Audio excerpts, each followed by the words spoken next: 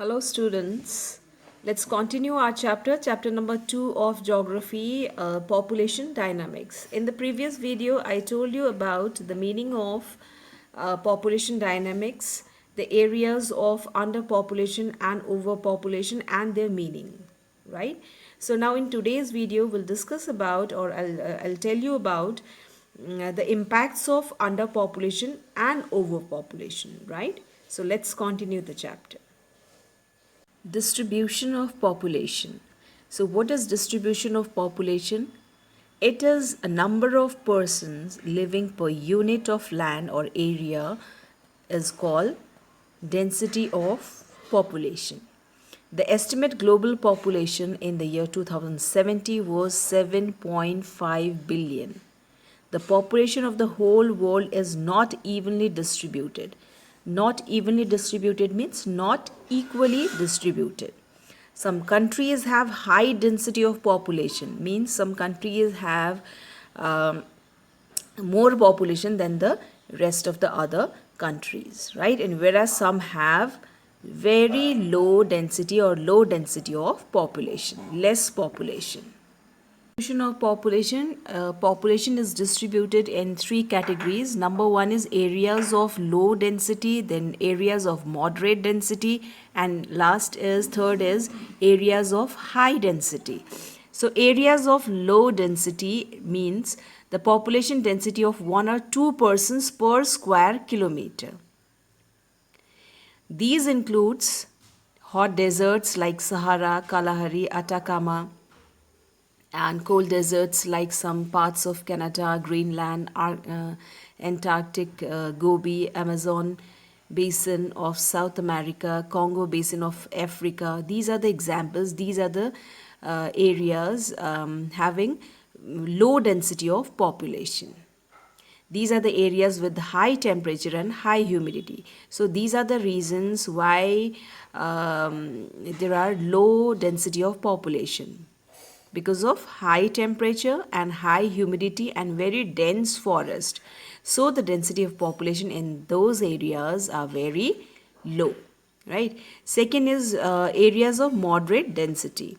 So areas having a population density below 200% per square kilometer are known as areas of moderate density. Examples are shown there. South India, western part of China, Denmark, Norway, western parts of USA have moderate density of population, right? So next we have areas of high density. So it's area having a density above 200 persons per square kilometer, right? So the main areas of high density are monsoon Asia, Europe, and eastern part of USA. The monsoon Asia includes the countries like China, India, Bangladesh, Singapore, Japan, Korea, etc. Eastern coastal parts of US and Canada also have a very high density of population, right? So now what is the reason behind it? Areas of high density means the reasons could be suitable temperature, climate, and good facilities of communication, good facility of transportations, and area, the climate is well suitable climate, and the good fertile plain or fertile plain, and good marketplaces, big buildings, malls, everything available there nearby. So these could be the reasons for having high density of population in those areas and countries. The main areas of high population density in Europe extend from English Channel in west of Dnieper River in the east. This belt is also known as population axis of Europe. The main countries included in this belt are Netherlands, Belgium, Germany, North France, Czech Republic, Slovakia, Poland, Ukraine, Moscow, regions of Russia and the river valleys and the coastal plains of Russia, Spain, Portugal, South France, and Italy. The examples are Ganga Brahmaputra plain in India, Wanghe River, Changjiang in China, and the plain which is formed by Nile River in Egypt are densely populated. So, densely populated means more number of persons living in the particular area, right?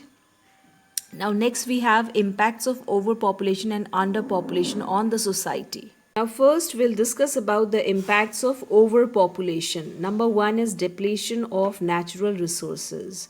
So, the first of these is the depletion of natural resources. The earth can only produce a limited amount of water and food. That we all know that the earth can only produce limited amount of natural resources, whether it is water, food, or soil or minerals, right?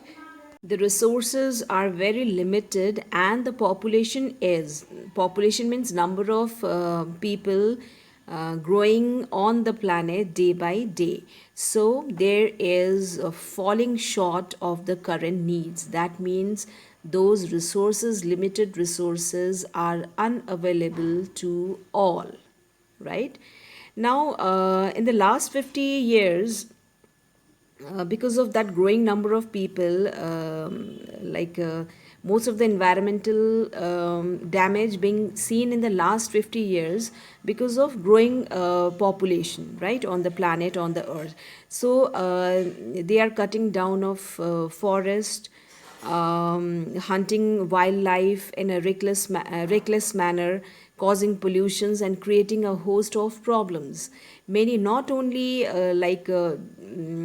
there will be only shortage of food or shortage of natural resources, but will face other problems also, like pollution and other problems, and there will be housing problems, and there will be other problems, like there will be competitions to get the resources nearby, right? So which leads to act of violence and aggressions also, right? So it will be a war zone, and which could lead to war also, right? Lead to war means civil war, right? Okay, now next is degradation of environment. With the overuse of coal, oil, and natural gas, it has started producing some serious effects on our environment. A rise in the number of vehicles and industries have badly affected the quality of air.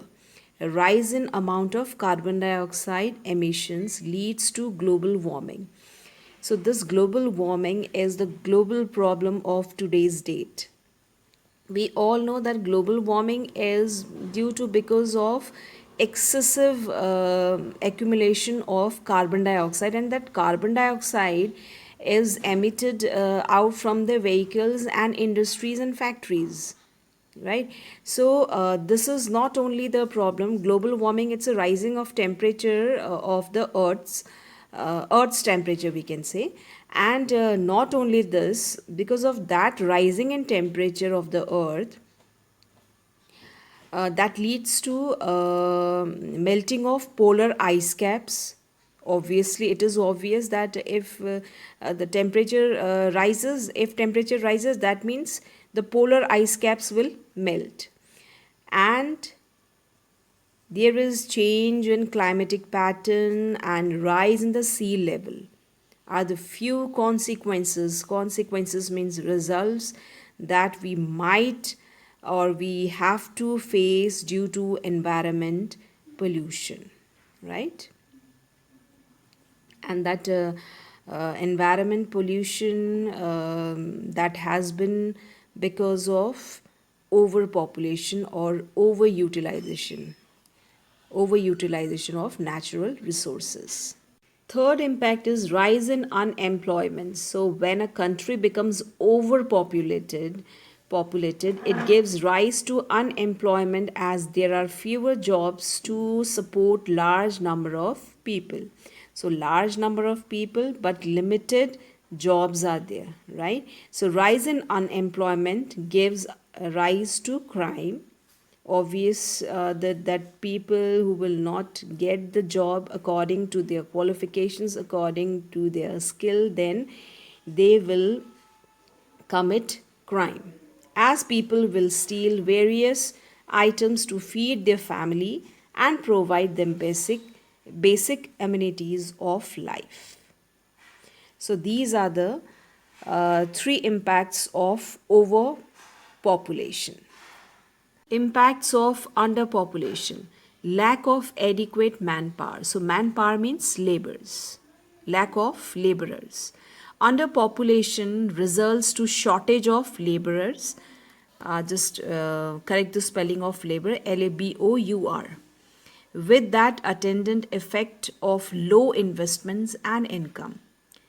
Lack of manpower, that means there will be very low investments and low income, right, because of unavailable of laborers, right.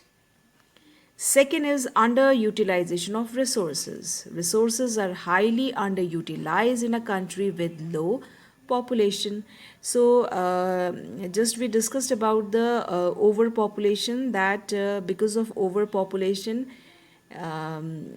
people they are utilizing overutilizing the natural resources available nearby. But in what happens in underutilization of, or what happens in a underpopulation, there will be underutilization of resources. That means resources are highly underutilized in the country with a low population.